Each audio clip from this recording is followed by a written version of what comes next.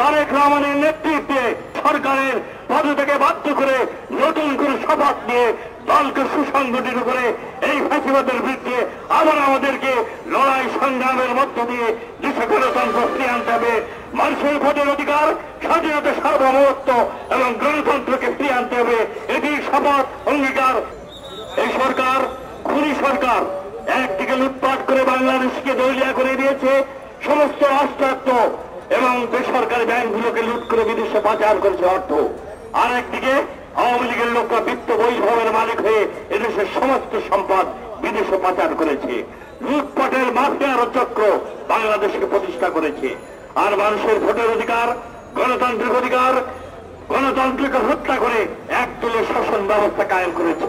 Judiciary, শাসন বিভাগ, parliament সবকিছু অবৈধভাবে দলীয়করণ করে, নির্লজ্জভাবে দলীয়করণ করে বাংলাদেশকে আজকে ধ্বংসের মুখোমুখি দাঁড় করিয়েছে।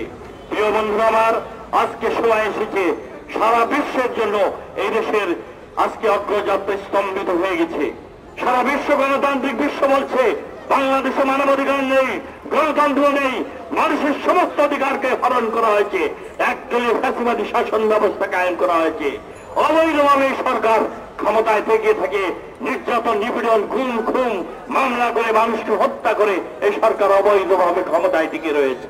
আজকে আসুন প্রিয় বন্ধুরা, আগামী দিনে রাষ্ট্রনায়ক তারেক রহমানের নেতৃত্বে সকল নির্বাচন বর্জন করে সরকারের পদত্যাগে বাধ্য করে নতুন করে শপথ নিয়ে দলকে সুসংগঠিত করে এই ফ্যাসিবাদের বিরুদ্ধে আবার আমাদেরকে লড়াই সংগ্রামের মধ্য দিয়ে দেশে গণতন্ত্র ফিরিয়ে আনতে হবে।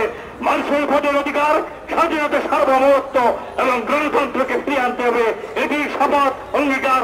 এই আশাবাদ ব্যক্ত করে আপনাদের সবাইকে ধন্যবাদ জানিয়ে আগামী দিনের মিছিলে সংগ্রামে আহ্বান জানিয়ে, শরীক হওয়ার আহ্বান জানিয়ে আপনাদের সবাইকে ধন্যবাদ জানিয়ে আমার বক্তব্য শেষ করছি।